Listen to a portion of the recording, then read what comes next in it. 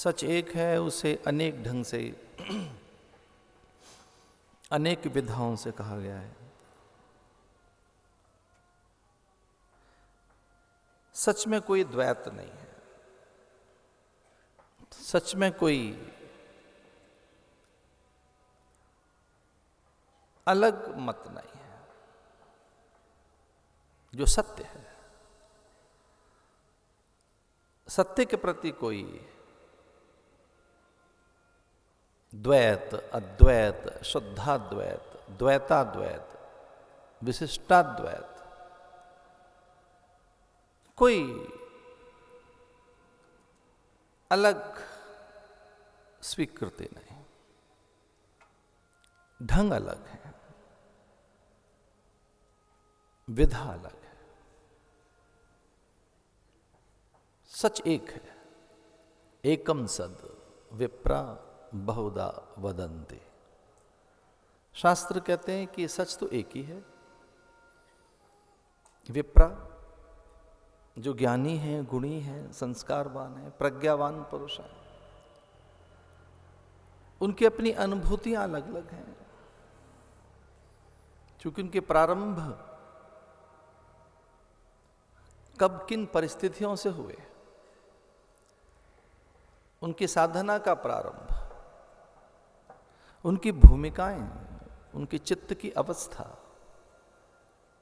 उनके पूर्व के संस्कार, साधना की विधि और परिवेश, उन्हें मिले उपदेश, आदेश और संप्रदाय की मान्यताएं, उनका अध्ययन, ये सब अलग होने के कारण उनके प्रारंभ चूंकि भिन्न थे, विधा भिन्न थी, पूजा के उपचार और मानक भिन्न थे, इसलिए कहा जा सकता है बहुधा वदन्ति। एक ही सच को विप्र अनेक ढंग से कहते हैं। कोई सत्य दो तीन चार है ऐसा नहीं, सत्य एक है, एकम सद विप्रा बहुधा वदन्ति। एक सत्य को अनेक ढंग से कहा गया है। इसलिए शुद्धाद्वैत की ये धरती, वल्लभानुयायियों की धरती, ये शुद्धाद्वैत की धरती है। दक्षिण में जाएं तो वहां द्वैताद्वैत दिखता है, विशिष्टाद्वैत दिखाई देता है।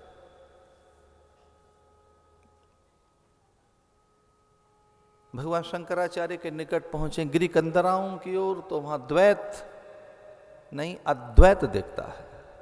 कहीं केवल द्वैत है, दो हैं, कहीं कोई तीन मान लेते हैं, जीव ब्रह्म है, कहीं माया है। उभय बीच सिय सोहत कैसे, ब्रह्म जीव विच माया जैसे।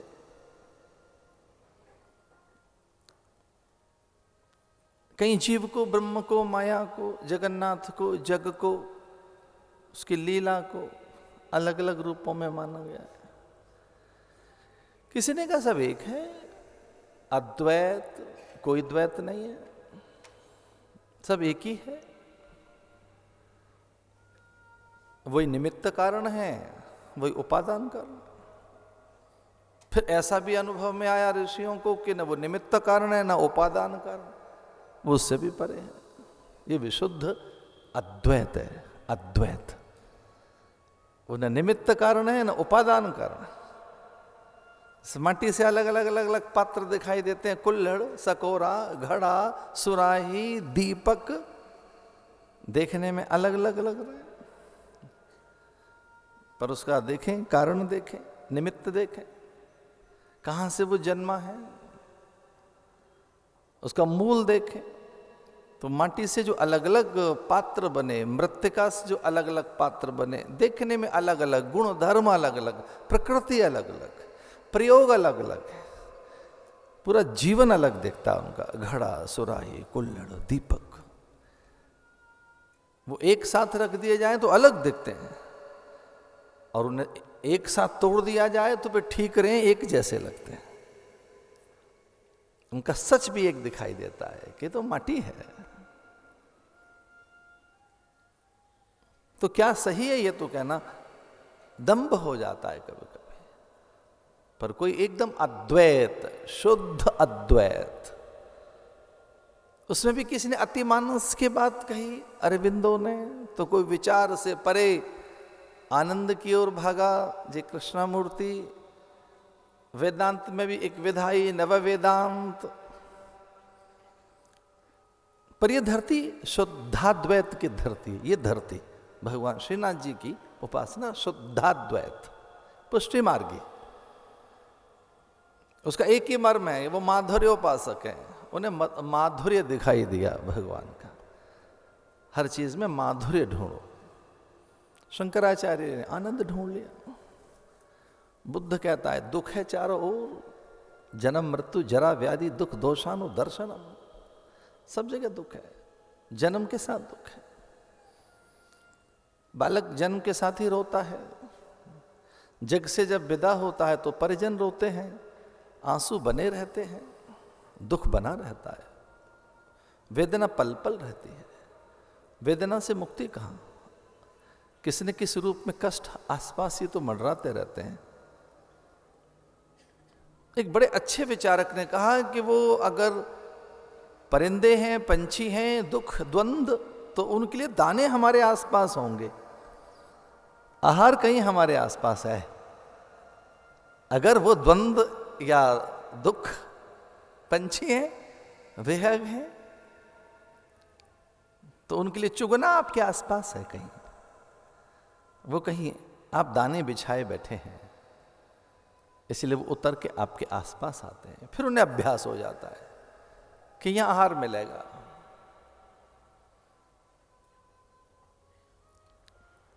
तो ये एक बात कुछ विचारकों ने कही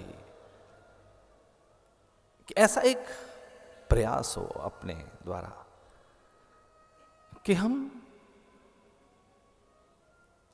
उनके लिए धरा न दे सकें,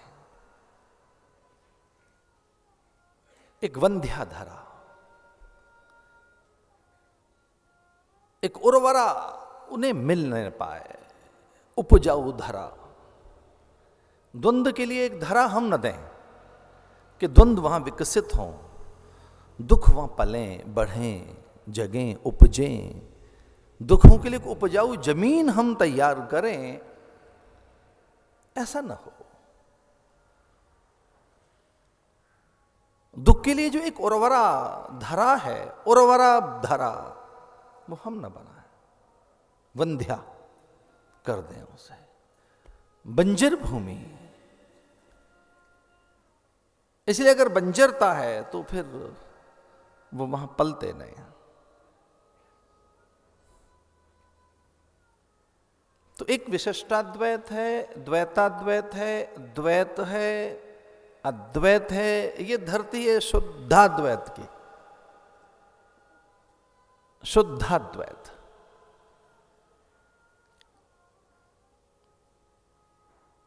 भूमिका के ऊपर निर्भर करता है कि साधक की भूमिका कैसी है,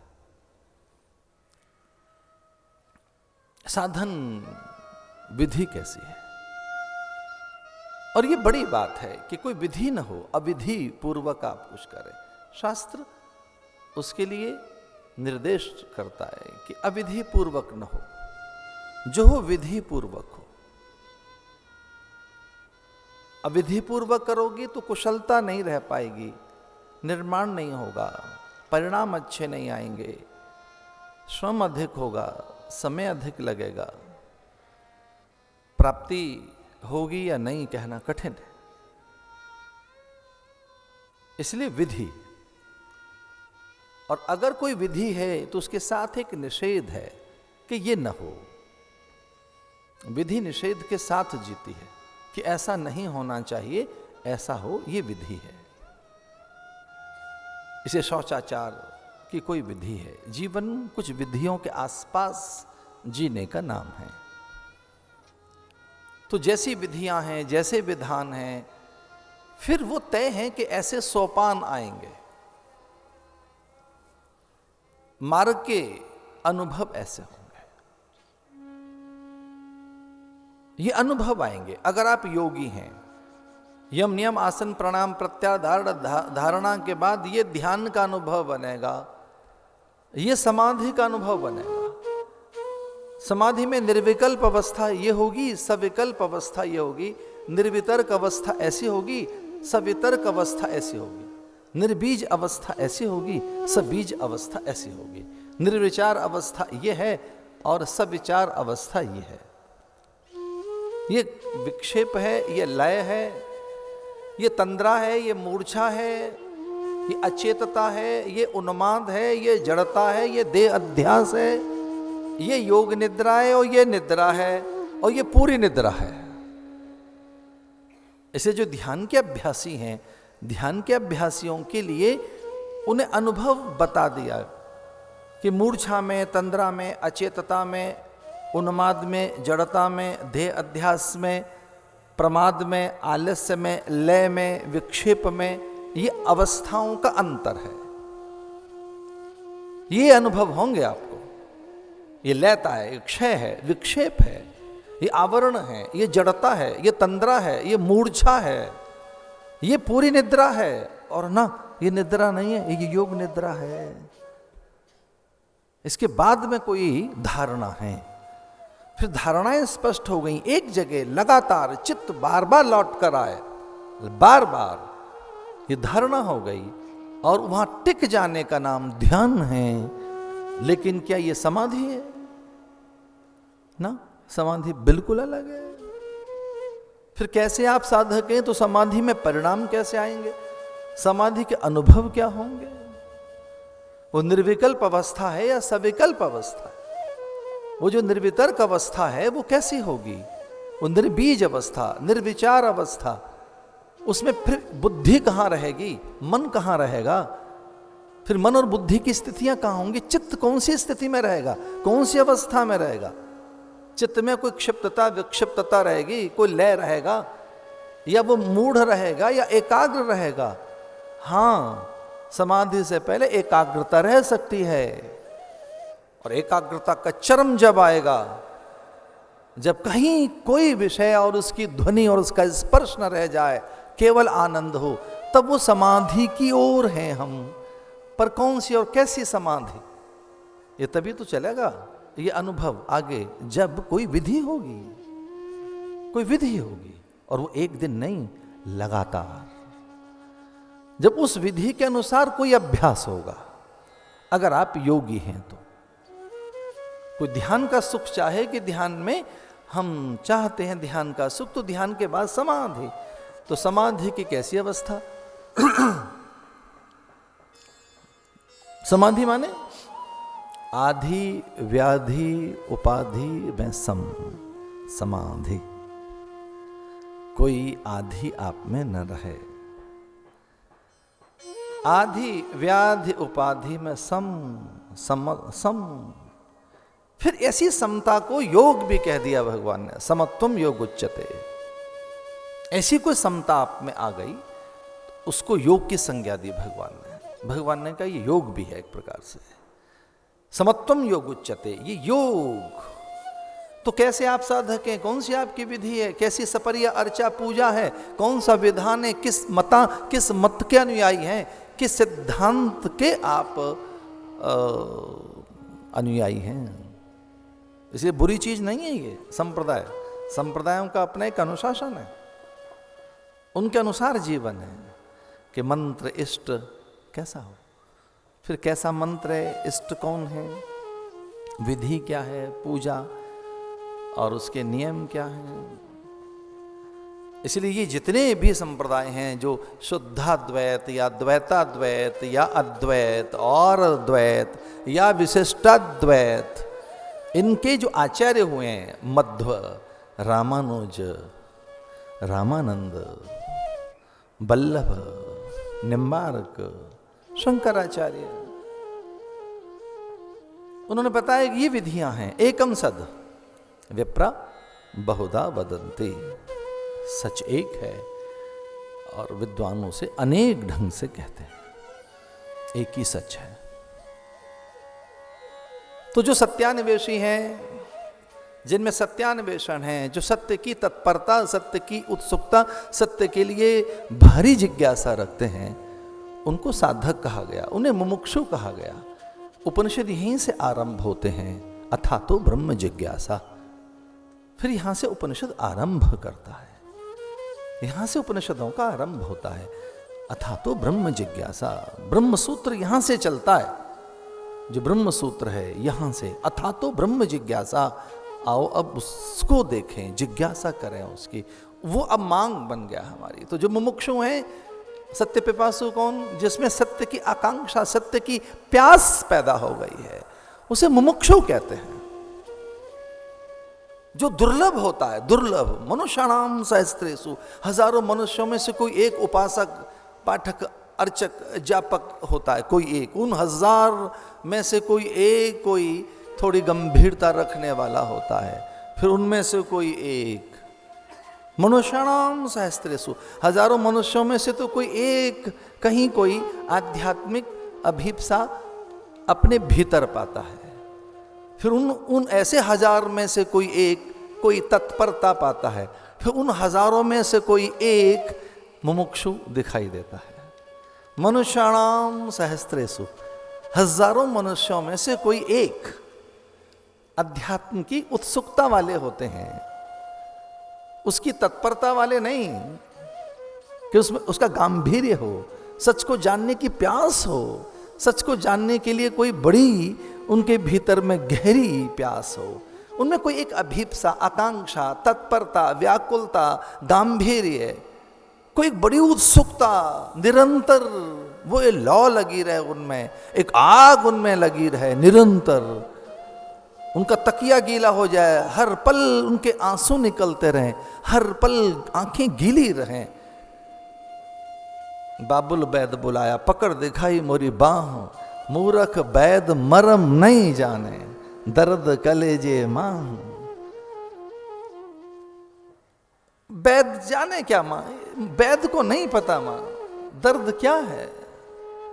बैद बड़ा सांचा, बैद कहता है मुझे नहीं पता क्या दर्द है, रोग क्या है मैं नहीं जानता। वो बताती है कि दर्द भी वही है, औषधि वही है, रोग भी वही है, वही निदान है। मां कुछ और दूसरा है नहीं। मेरा तो दर्द भी वही है, रोग भी वही है, मेरी औषधि भी वही है, निदान भी वही है, उपचार भी वही है। हरी मैं तो प्रेम दीवानी, मेरा दर्द न जाने कोई। वो जानता ही नहीं कि उसका दर्द क्या है। एक अलग तरीके का दर्द, मीठा मीठा सालता है, एक हर पल आप में दर्द बना रहा है, नहीं जानता मां ये। तो ऐसी एक उत्सुकता बनी रहे सत्य के लिए। तो ऐसे जो सत्यान्वेषी हैं, जिनमें सत्य की तत्परता, उत्सुकता, सत्य के लिए अभिप्सा है, उन्हें मुमुक्षु कहते हैं। और ऐसे मुमुक्षु बहुत कम होते हैं, उन्हें दुर्लभ कहा गया। मनुष्यत्वम, मुमुक्षुत्वम, महापुरुष संशया, ये दुर्लभ वस्तुएं बताई गई। मनुष्य होना बड़ा दुर्लभ है, आदमियों की भीड़ में से आदमी होना बड़ा दुर्लभ है, पूरा आदमी होना बड़ा कठिन है। कई बार पूरे आदमियत के साथ ही नहीं रहते, पूरी मनुष्यता के साथ, मानवीय संवेदनाएं, मानवीयता रहे हम में, मानवीय गुण रहे हम में, हमारा मनुष्य पूरा हमारे आसपास रहे, बड़ा कठिन है। मनुष्य होना बड़ा कठिन है। आदमी बनने में बहुत दिन लगते हैं। एकदम मनुष्य हो गया, मानव जन्म मिल गया, कोई ये बहुत आवश्यक नहीं कि हम पूरे आदमी हैं। मनुष्य होना बड़ा कठिन है। फिर मनुष्यों के झुंडों में से मुमुक्षु मिलने बड़े कठिन है। फिर वो जो मुमुक्षु होते हैं उन्हें महापुरुषों का संग मिले, सदगुरु संग मिले, सत्संग मिले, तो वो जो मुमुक्षु हैं उसे पा लेते हैं। सत्य की प्यास बड़ी प्यास है, इसलिए हमें सत्यान्वेषी होना चाहिए। सत्यान्वेषी, हमें सत्य का अनुसंधान चलते रहना चाहिए। और फिर जो विधाएं हैं वो अलग अलग हैं, विधान अलग अलग हैं, पर पहुंचेंगे तो एक दिखाई देगा। वो एक, एकम सद विप्रा बहुधा वदंती, एक आदि सच, जुगादि सच, है भी सच, नानक हो से भी सच। आद्य सच, जुगाद्य सच, वो एक सच है, एक ओंकार सतनाम, वो एक ही सत्य है। सत्यव्रतम सत्य परम त्रिसत्यम सत्यस्य योनि निहितम च सत्य। सत्य के सत्यव्रतम सत्य परम सत्यव्रतम सत्यस्य योनि निहितम च सत्य। भगवान के लिए ऐसा कहा गया। उनके जन्म से पहले ब्रह्मा ने ऐसी स्तुति करते हुए कहा कि आप सत्य हैं, सत्य नारायण हैं आप, सच्चिदानंद हैं आप, सच्चिदानंद रूपाय विशुत्पत्त्यादि हेतवे। आप सच्चिदानंद हैं। राम तो आप त्रेता में बनते हैं, द्वापर में कृष्ण आपको कहा जाता है।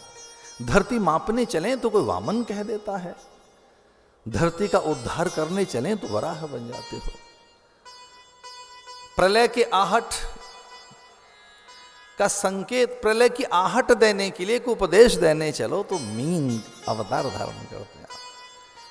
प्रलय के संकेत बताने आप चलें तो मीन धारण, मीन का रूप, कूर्म का रूप, आतताई के उदर को विदीर्ण करने के लिए, भक्त के विश्वास की रक्षा के लिए तत्काल कोई एक आवेश और आवेग आप में उतर कर आए, राद्रता आप संभाल न पाए अपनी, तो नरसिंह बन जाते हैं। देव और धनुजों के बीच के अमीय वितरण के लिए सुधा का ठीक वितरण हो सके तो बहुत बड़ा रूप लेकर मोहिनी बन जाते हो। हरि अवतरण उस समय आपका होता है जब नहीं देखा जाता आपसे, कष्ट गज का, और अंतिम पुकार है कि अब कोई और शेष नहीं रहा। संकल्प की प्रचंडता देखकर, विकल्प का अभाव जानकर फिर आप हरि कहलाते हैं। नाम है आपके, पर मूलतः आप क्या हैं? द्वापर में तो कृष्ण है, त्रेता में राम है, धरती मापने चले तो वामन है, आतताई के उदर विदीर्ण अवस्था में आप नरसिंह हैं। पर आपका नाम क्या है भाई? ये तो युगों में अलग अलग नाम रखे गए आपके, आपका नाम क्या है? तो ऋषियों ने कहा वो सच है, सच है, आद्य सच, तो सच है, तो ही सत्य है। तो ये सत्य किसे कहते हैं? तो सत्य उसे कहते हैं जो नित्य विद्यमान है। जो नित्य विद्यमान है वही सत्य है, इसमें कोई विकार नहीं है, परिवर्तन नहीं है, वृद्धि नहीं है, न्यूनता नहीं है, अल्पता नहीं है। उस आनंद में यो वही भूमा तत्सुखम, मुझे वो याद आते हैं जो हमने पढ़ा सुना, कुछ जो उनके आसपास बैठकर, यो वही भूमा तत्सुखम। अल्पता में दुख है भाई, दुख अभाव में है, और ये अभाव नाम की चीज अपने मस्तिष्क की है। ये मानसिक रोग है अभाव। दरअसल में अभाव मानसिक रोग का नाम है। ये अभाव नाम की कोई चीज होती नहीं, ये मन से उपजता है, ये हमने पैदा किया। अभाव है भाई, अभाव है। यो वही भूमा तत्सुखम, अज्ञानता में से अभाव निकल कर आता है। अभाव नहीं होता कोई, अभाव तो मानसिक विकृति है। अभाव तो हम बनाते हैं कि अभाव है, इतना और हो जाए, क्योंकि अभी थोड़ा कम सा दिख रहा है, कितना ही आता रहे फिर भी अभाव बना रहता है। अभाव तो कोई चीज है नहीं, अभाव तो अज्ञानता से पैदा होता है। अभाव तो मानस विकृति है। अभाव हमने बनाए हैं, कमी तो हमने पैदा की है। और किस लिए कमी बनी रहती है? एक भेद की बात और सुनो, कमी कब तक बनी रहेगी? ये अभाव नाम का रोग कब तक रहेगा? जब तक पूर्णत्व की प्राप्ति नहीं होगी, और पूर्ण परमात्मा है। तो जिसे भगवत साक्षात्कार नहीं हुआ है, जिसे ईश्वरानुभूति नहीं हुई है, ये रोग उन्हीं के आसपास है। ये रोग तब तक बना रहेगा, ये अभाव नाम का रोग तब तक है जब तक पूर्णत्व नहीं है, पूर्णता नहीं है। ओम पूर्णमदः पूर्णमिदं पूर्णात् पूर्णमुदच्यते। यो वै भूमा तत्सुखम, तो अल्पता में दुख है। तो एक साधना अगर सत्य की हो सके तो दुख भाग सकता है, ये अभाव का दुख जा सकता है, आनंद आ सकता है। तो सत्य आनंद को लेकर आता है। सत्यम ज्ञानम अनंतम ब्रह्म, वेद कहते ही तो यही है। उपनिषद और क्या कहते हैं? सत्यम ज्ञानम अनंतम ब्रह्म। एक सच की साधना तो करके देखो। तो जैसे सत्य की साधना होगी, सत्यान्वेषिया बने, सच आपके आसपास आया, तो अभाव चला जाएगा, फिर सौंदर्य आएगा, माधुर्य आएगा, पवित्रता आएगी, पूज्यता आएगी, अपनापन सा आएगा, सब चीज अपनी से लगने लगेगी, एक मिठास सी आ जाएगी। सच के आने पर कोई कड़वाहट नहीं आएगी, माधुर्य आएगा। वल्लभ ये कहना चाहते हैं, माधुर्य आ जाएगा। मधुराधिपतये रखिलम मधुरम। फिर प्रियतम की सारी चीज है ये, फिर प्यारे की है, फिर सब चीज उसकी है। इसलिए भगवत आराधना में जिनसे प्रेम हम कर रहे हैं उनकी वस्तुओं से भी तो प्रेम होना चाहिए। उनकी वस्तुएं भी उतनी आदरणीय हैं जितने वो आदरणीय हैं, जितने वो महान हैं उतनी महान उनकी कृति है, उतनी महान। तो केवल रचनाकार का सम्मान हो और रचना का अनादर हो, रचनाकार का ये सम्मान नहीं। आप रचनाकार का तो बहुत आदर करें और रचना पे आपका कोई ध्यान नहीं है, तो रचनाकार कहेगा मुझे पुरस्कृत किस लिए किया जा रहा है, मुझे सम्मानित किस लिए किया जा रहा है, मेरा तो बहुत आदर किया जा रहा है पर मेरी रचना का कोई सम्मान नहीं। तो रचना से रचनाकार का सम्मान होता है कि ये इनकी कृति, ये इनकी रचना, ये इनकी कृति है, इनका सृजन है। तो ये जो उनकी कृति, ये उनकी जो रचना है, इसलिए इसमें कहीं वेदांतवादियों ने कहा सर्वम खलविदम ब्रह्म, सब, और इसमें अनादर न हो। तीन तक्तीन भुंजी था, मां गृध कस्विधनम, मां गृध गिद्ध जैसी दृष्टि न हो, छीन झपटने का भाव न हो, त्याग पूर्वक भोगो, विचार पूर्वक भोगो, ज्ञान पूर्वक भोगो, आदर पूर्वक भोगो, विचार पूर्वक भोगो, प्रेम पूर्वक भोगो। कुछ कुछ चीजें वाहनों के पीछे लिखी होती हैं, उनके अर्थ क्या है मैं तो नहीं जानता, कई बार नए नए अर्थ लगाता हूं। देखो मगर प्यार से, अरे भाई लिखा हुआ है, बताओ क्या करें। देखो मगर प्यार से, देखो वो कहता है मगर प्यार से, इस संसार को देखो मगर प्यार से भोगो, यहां जियो, भाग नहीं जाओगे यहां से। कहां जाओगे? हमने देख लिए सारी कंदराएं गिरियां, भाग भोग के देख लिए, लौट के फिर यहीं आए, देख लिया हम। कहां जाओगे? अच्छा चले भी गए तो प्रारब्ध तो साथ जाएगा। ये पूरी पकवान व्यंजन मिष्ठान पीछा करते हैं वहां तक, जो प्रारब्ध है साथ जाता है। किससे भाग रहे हैं आप? प्रारब्ध से भाग सकते हो, भाग्य से कभी नहीं भागोगे। भोगो ऐसे यहीं। तीन तीन भुंजी था, मां गृध कस्विधनम। ऐसा सच हाथ लगे जीवन का, जीवन जीने की कला हाथ लगे, एक ऐसी विधा हाथ लगे कि हम त्याग पूर्वक भोगेंगे, विचार पूर्वक, ज्ञान पूर्वक, आदर पूर्वक।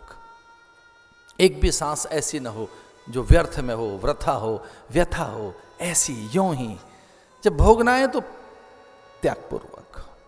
तीन तक तीन भुंजी था, त्याग पूर्वक, विचार पूर्वक, फिर बचेगा, समय बचेगा, साधन बचेंगे, सामग्री बचेगी, बहुत कुछ बचेगा। संयम में तो बचता है। कोई ये कहता है हमें तो बचता नहीं, हमारा दान कैसे करें, बांटें कैसे, बचता ही नहीं। तो त्याग पूर्वक नहीं भोगा है, विचार पूर्वक नहीं भोगा है, ज्ञान पूर्वक नहीं भोगा है। अगर त्याग है, विचार है, संयम है, विधि है, विधि पूर्वक भोगोगे तो बचेगा।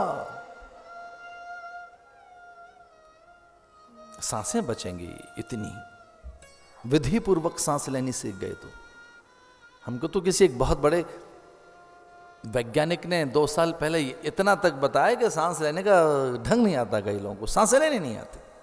कैसे सांस ली जाए? सांस भी लेने का एक तरीका है, कैसे सांसें लें। कुछ लोग तो सांसें लेने नहीं जानते, जीना नहीं जानते कि कैसे जिए, भोर कैसी हो, आंखें खुलने के बाद कैसे खुशियां इकट्ठी कर लें, प्रसन्नता कैसे बटोर लें। आहा जिंदगी, आहा, ओह जिंदगी, उफ जिंदगी, ओह उफ। सवेरे एक तो ये शब्द है और एक ये आहा जिंदगी, आहा। भोर में उठते ही चहक जाएं पंछियों की तरह, कमल की तरह से खिल जाएं, हवा की तरह से बिखर जाएं, प्रकाश की ओर से चारों ओर सब कुछ जानने की एक बात प्रकाश में तो है। प्रकाश स्पष्टता पैदा करता है। भोर में देखो प्रकाश स्पष्टता पैदा करता है। जो छुप गई थी चीजें, जिनका अर्थ खो गया था, उनके अर्थ उजागर होने लगे, स्पष्टता आ गई, वस्तु का बोध होने लगा। तो जैसे प्रकाश पसरता है चारों ओर, जैसे गंध मकरंद सुगंध, तितलियां उड़ गईं, उड़ गए पंछी, कमल खिल गए, ठीक वैसे ही आहा जिंदगी सुबह उठकर प्रातःकाल एक बहुत अच्छी भोर है। ये सबसे अच्छा दिन है, ये महान दिन है, ये कल्याणकारी दिवस है, मंगल दिवस है, आनंद दिवस है, प्रेम दिवस है। आज का दिवस श्रेष्ठ दिवस है। और फिर उसकी तैयारी में जुट जाओ कि आज का दिन बढ़िया दिन है। केवल गुड मॉर्निंग कह दिया आपने एक दूसरे को, उससे श्रेष्ठता, शुद्धता, पवित्रता, आनंद, माधुर्य, महानता, सिद्धि, समाधान नहीं आएगा। जियो उसके लिए, जियो। तो ये एक बात भागवत के प्रथम स्कंध के आरंभ में आती है कि सत्य की आराधना की गई, वंदना करते हुए प्रथम स्कंध के आरंभ में। धाम्ना स्वेन सदा निरहस्त कुहकम सत्यम परम धीमहि जन्मादश्यतो नुयादतरतश्चार्थे सुविज्ञास्वरा तेने ब्रह्महृदायादकवये मुह्यन्ति सूरयः तेजो वारिमृदां यथा विनिमयो यत्र सर्गो मिषा धामना स्वेन सदा निरहस्तकुहकं सत्यं परम धीमहि सत्यं परम धीमहि। भागवत के महात्म्य में जैसे सत्य की चर्चा है, वैसे ही भागवत के प्रथम स्कंध के प्रथम अध्याय के प्रथम श्लोक में भी सत्य की बात है कि वह नित्य विद्यमान है। नित्य विद्यमान अज्ञान नहीं है। अगर कहीं अभाव है तो अज्ञान में है, ज्ञान में अभाव नहीं है। ज्ञान में कोई कमी नहीं है, ज्ञान में अभाव नहीं है, अज्ञान में अभाव है। जो नहीं होता है वो झूठ है, जो बनाया जाता है, जो पैदा किया जाता है, जिसे बड़ा बनाया जाता है, जो कभी नहीं होता वो तो झूठ है, और जो हमेशा होता है उसे सच कहते हैं। बस सच और झूठ में इतना सा अंतर है। कोई जानना चाहे कि सच और झूठ में अंतर क्या है, सत्य और असत्य का अंतर क्या है, तो सत्य असत्य में एक अंतर है कि जो होता ही नहीं है, जिसमें निरंतर अभाव है, जिसकी कोई सत्ता नहीं है, और है तो वो अज्ञानता के कारण है, उसे तो झूठ कहते हैं। जैसे सपने का एक झूठ, वो कुछ देर तो था, कुछ देर तक तो चलता रहा, वहाँ सुख दुख बोता रहा, कुछ पल उसके साथ हम जुड़ते भी रहे, पर आँख खुलने के बाद में वो नहीं रहा। तो फिर हमने ये कहा लोगों से कि कुछ हुआ तो था, पर अब वो झूठी बात है, क्या बताना, कोई सच तो है नहीं। हुआ तो था, कुछ दिखता भी रहा, उसमें जुड़ भी गए, दुख भी हुआ, आंसू भी आए, या कि बहुत मिला तो चहक गए। स्वप्न के अर्थ से कुछ पल के लिए समृद्धि बोध हुआ, बड़प्पन की अनुभूति हुई, लगा कि अब तो तर जाएंगे, न जाने क्या मिल जाएगा। पर आँख खोलने के बाद जो कुछ भी हुआ सपने में, उसे स्वयं नहीं बता दिया, एक स्वतः प्रमाण स्वयं ने प्रमाणित कर दिया। आँख खुल जाने के बाद स्वयं ने उसे नकार दिया। तो हम नहीं उसे नकारा, दूसरे ने नहीं, चूंकि उसने देखा नहीं था, दूसरे ने नहीं। आपके सपने को कोई दूसरा झूठा नहीं बता रहा है, चूंकि उसने देखा नहीं है। देखा भोगा आपने है, जाना समझा आपने है।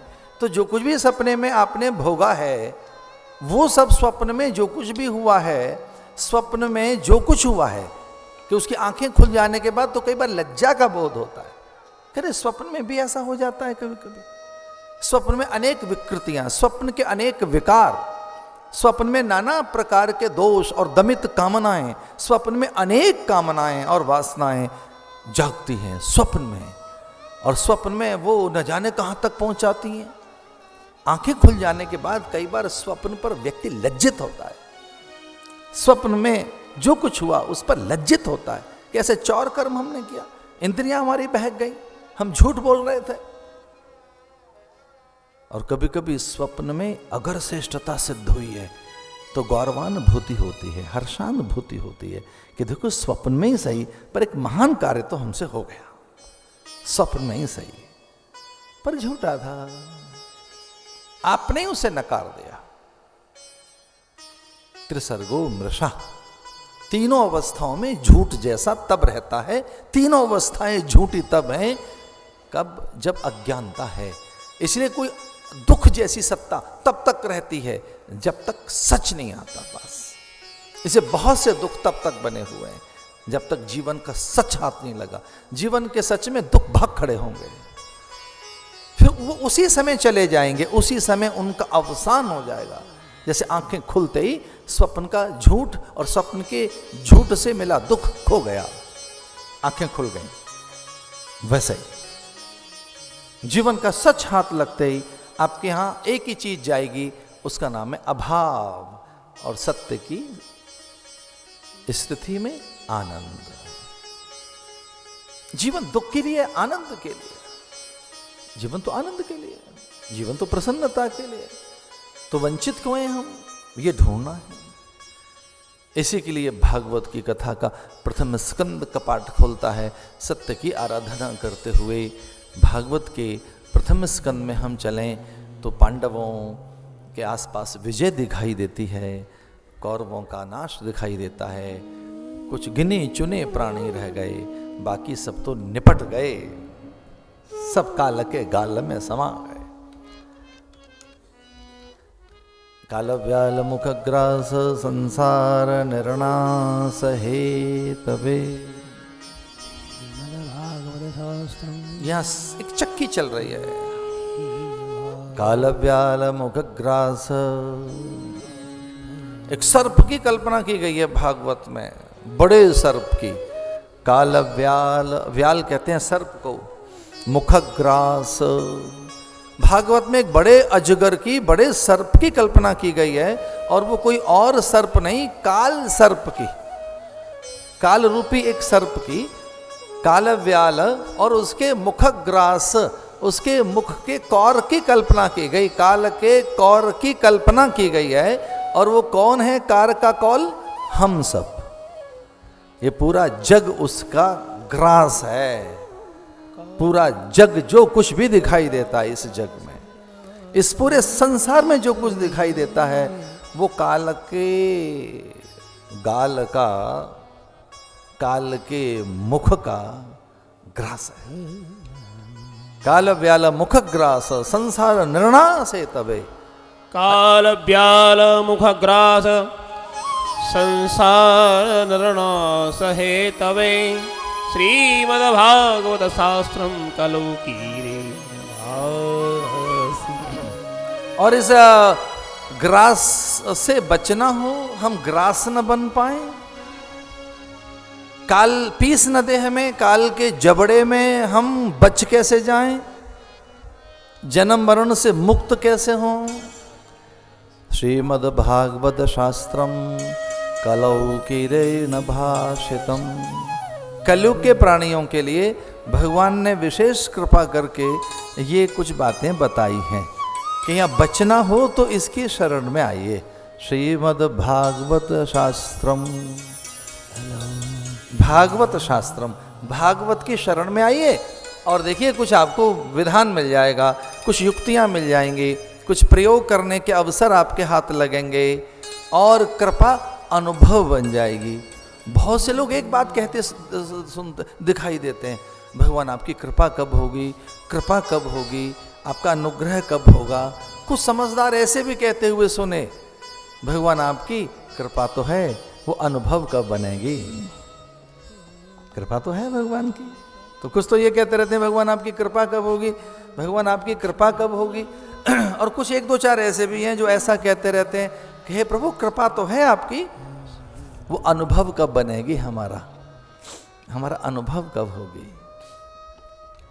तो हमारा अनुभव कई बार कुछ और होता है, आनंद का अनुभव, कृपा का अनुभव, अनुग्रह का अनुभव हमारा होना चाहिए कि एक अनुभव बने। वो हमारा अनुभव कुछ और है। इसे हमारे सारे अनुभव वैश्विक अनुभव हैं, भौतिकी अनुभव हैं, सांसारिक अनुभव हैं, पारिवारिक अनुभव हैं, हमारे सारे अनुभव आर्थिक हैं, पदार्थ अनुभव है हमारा, वस्तुओं के, व्यक्तियों के, घटनाओं के, स्थितियों के, परिस्थितियों के, पर्यावरण के, वातावरण के, खाने पीने के, हानि लाभ के, तेरे मेरे के, अपने के और अपने नहीं है ऐसे अनुभव हैं हमारे अनुभव ठीक होने चाहिए। तो हमारे अनुभव ठीक हो सके उसके लिए ये है श्रीमद् भागवत शास्त्रम। कुछ ही रह गए बस, बाकी सब तो काल में समाहित हो गए। 11 अक्षौहिणी सेना एक और 7 अक्षौहिणी सेना एक और, सब वो चले गए बड़े बड़े बलशाली। कुछ ही तो रह गए थे पांडव, पर एक गर्भ को संभाल कर रखा गया शत्रुओं से। जितनी चिंता इस बात की थी कि हमें विजय मिले युद्ध में, इन आतताइयों को हम पराभूत कर दें इस महाभारत के संग्राम में, वैसी एक चिंता इस बात की थी कि उत्तरा के गर्भ की रक्षा हो, बीज की रक्षा हो। इसलिए उत्तरा के गर्भ में पल रहे बालक की रक्षा की जा रही थी। और उत्तरा के गर्भ में भी कोई एक पांडव सांसें ले रहा है। जब ये अश्वत्थामा को पता लगा तो उसके गर्भ के नाश की योजना बनाई, ब्रह्मास्त्र चलाए, जिसका प्रयोग पूरे संग्राम में नहीं हुआ था, क्योंकि अश्वत्थामा जानता था कि वो सामान्य बालक नहीं है, उसे मारने के लिए कोई और तरह का अस्त्र नहीं, कोई और तीर तलवार नहीं, कोई खंग बंग पाश भेरी भिंदी पाल नहीं, कोई और प्रयोग नहीं किया जा सकता। उसके लिए तो ब्रह्मास्त्र का प्रयोग किया जाएगा। लेकिन उस बालक की रक्षा के लिए जब स्वयं भगवान लगे हों, ब्रह्मास्त्र जैसे ही निकट आया, उस गर्भ का नाश करने के लिए सुदर्शन वहां पहरा दे रहा था। ब्रह्मास्त्र से भी बड़ा कोई अस्त्र है तो सुदर्शन चक्र है, एक मारक सत्ता है, एक वो सत्ता जो बचाती है। भारत के लोग कभी कभी कहते हैं जाको राखे साइया, मार सके ना कोई। साइया, साई जिसकी रक्षा में खड़ा, यहां स्वयं परमात्मा खड़े हैं। आज्ञा दे दी भगवान ने सुदर्शन चक्र को। समूची शक्तियां, वैष्णवी शक्तियां, भगवदीय शक्तियां जहां एक और खड़ी हैं कि गर्भ बचा रहना चाहिए, तो बहुत ही महत्वपूर्ण गर्भ होगा वो, जिस गर्भ की रक्षा की जा रही है कि इस गर्भ को आंच ना आने पाए, इस गर्भ की किसी भी प्रकार से रक्षा होनी चाहिए। ये सामान्य गर्भ नहीं है जिसके लिए पूरी सास खड़ी है। सास कौन है? सुभद्रा। और उसकी भी सास कौन है? कुंती। और उसकी भी सास कौन है? सत्यवती आदि ऊपर तक अंबिका, अंबिका, अंबालिका, अंबिका, अंबालिका, सत्यवती, वो मत्स्यगंधा, इतनी घेरे खड़ी हैं, उसे यत्न पूर्वक समझाती हैं। पांचाली, द्रौपदी आदि सब हम तेरे साथ हैं, कोई पीर तुझे नहीं होने देंगे। भगवान स्वयं खड़े हैं। कितनी महत्वपूर्ण चीज है। कई बार वारिस की ऐसे चिंता की जाती है, उत्तराधिकारी की ऐसे चिंता की जाती है। पैदा नहीं हुआ है तो पैदा कहां से होगा, उसकी चिंता की जाती है। कभी कभी एक कोई सद्विचार पूरे मानस में आनंद पैदा कर देता है, स्वास्थ्य ले आता है। एक कल्पना कभी कोई अच्छी सी हो जाए, एक सकारात्मक कोई सोच थोड़ी देर के लिए बन जाए, तो वो पल आनंदकारक पल होते हैं, वो पल कुछ और होते हैं। लेकिन कुछ पल में ही मानस विकृति पैदा हो जाए तो जन्मांतर के दुख सामने खड़े हैं, कई जन्मों के, विपत्तियां और उनके बीज हम बो रहे होते हैं।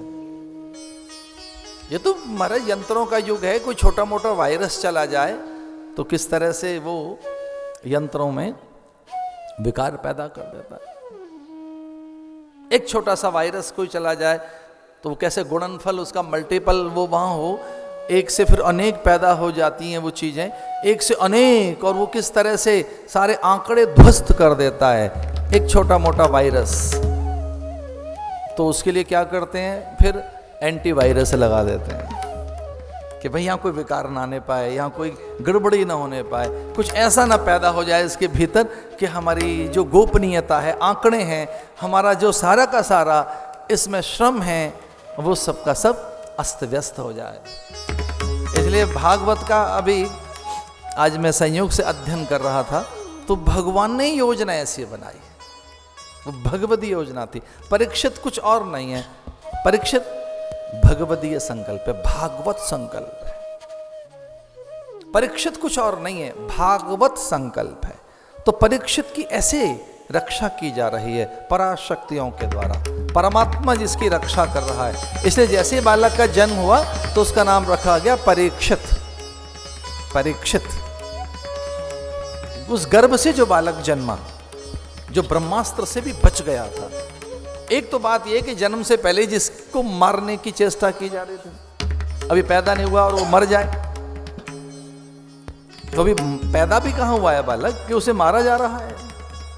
अश्वत्थामा जैसा एक बलि जो अमर आत्मा है, उसे मारना चाहता है ब्रह्मा से शक्तियां लेकर।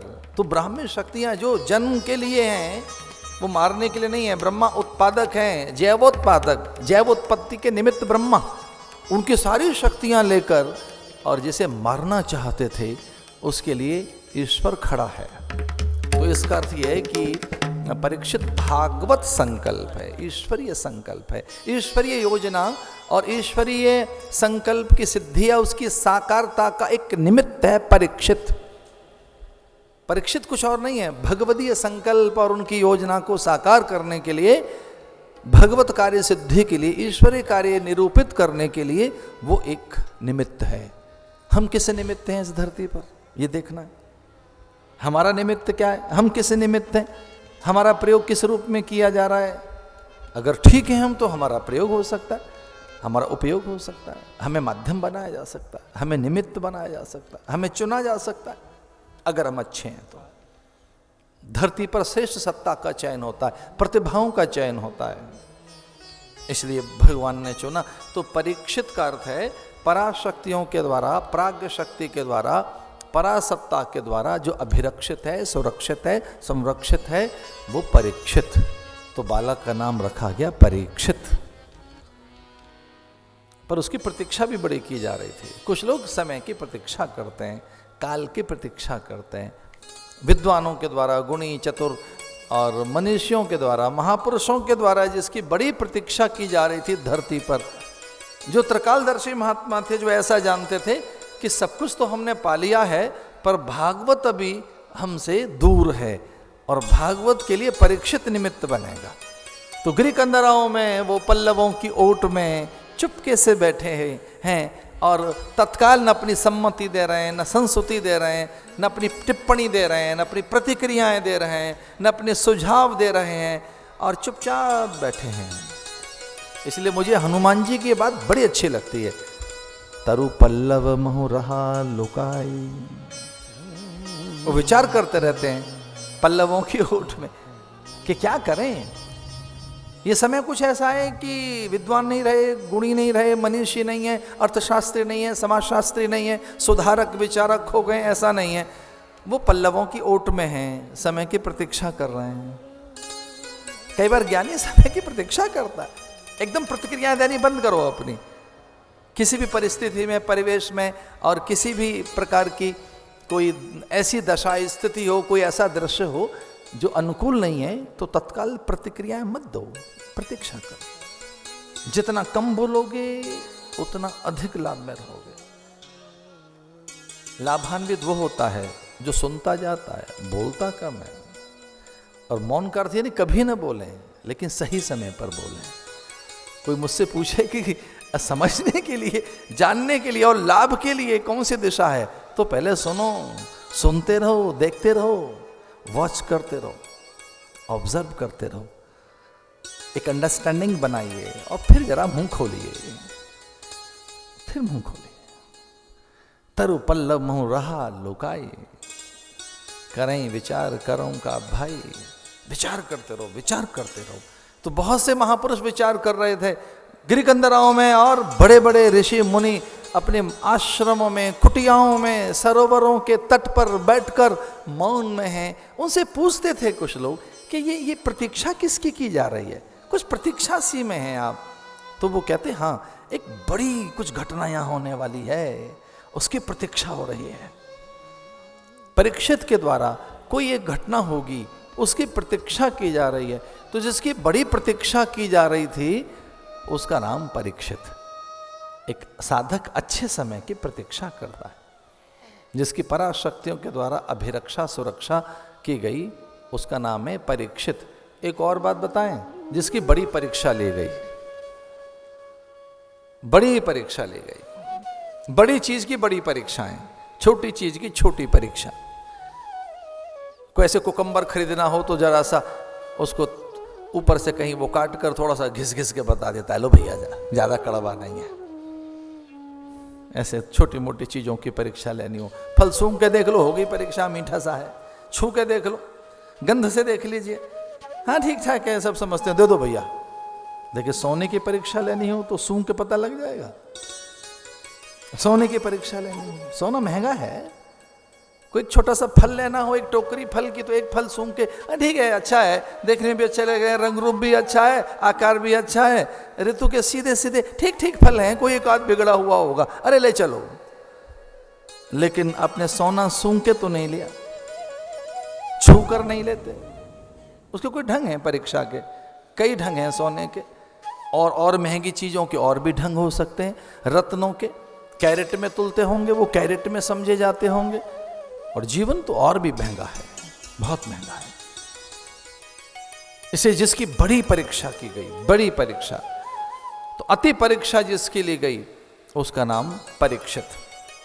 अति परीक्षा, अति प्रतीक्षा, और भैया अति अभिरक्षा, जिसकी सुरक्षा भी पूरी की गई, जिसकी सुरक्षा में स्वयं भगवान लग गए, उसका नाम परीक्षित।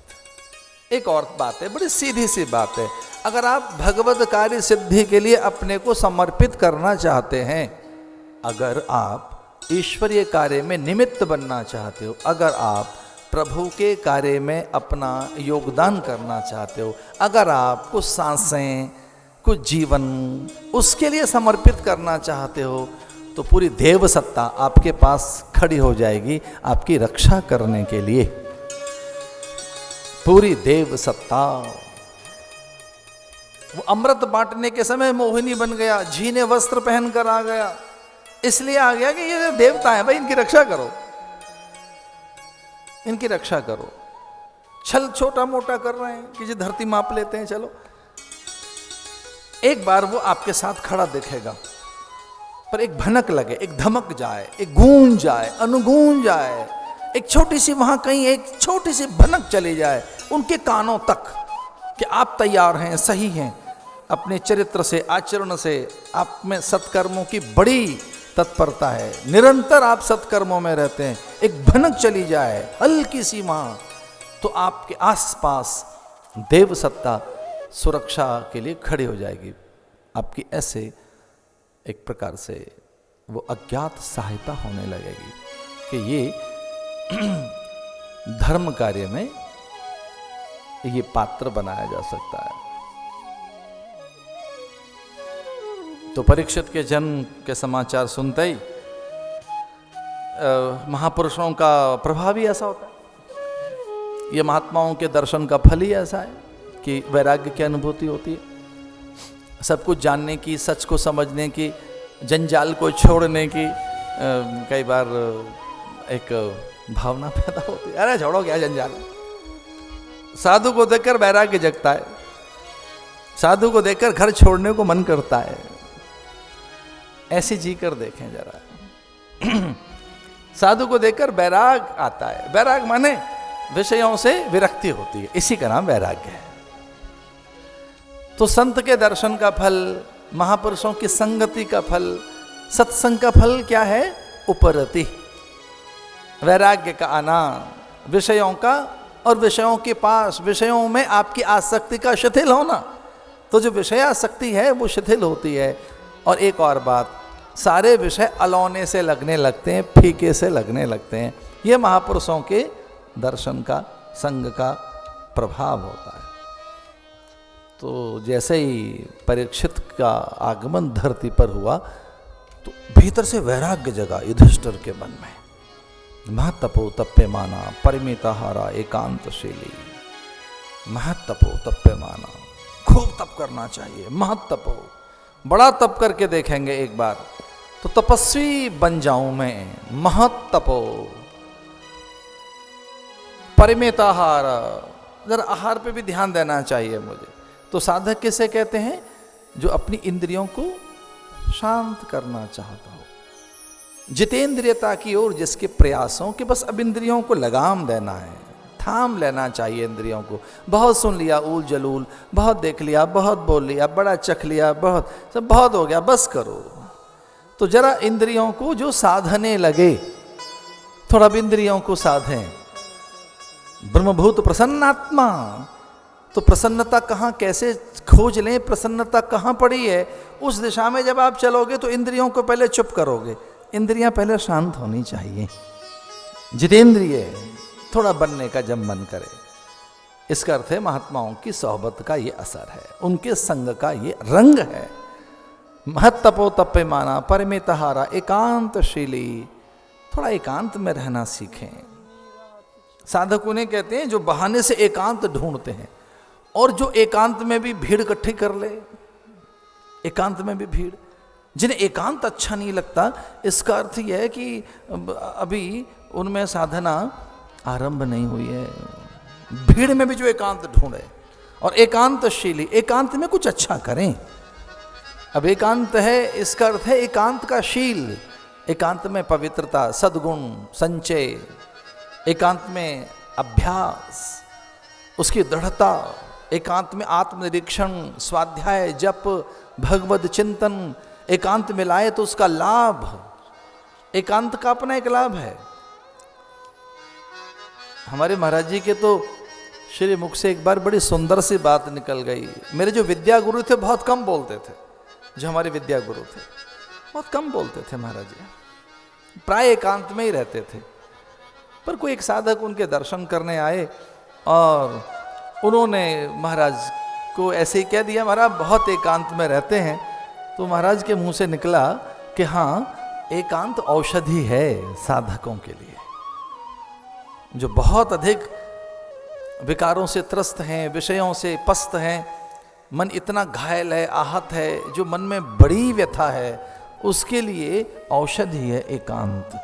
एकांत औषधि, इसे साधक के लिए एकांत औषधि है। पर एकांत में शील, एकांत करते उसे पवित्र बनाए, एकांत को दिव्य बनाए। एकांत सार्थक होना चाहिए आपका, एकांत में कुछ अच्छा होना चाहिए, एकांत में कुछ सत्कर्म हो, एकांत में निठल्लापन न हो कि चलो नींद निकाल लें, सो लें, ऊंघ लें।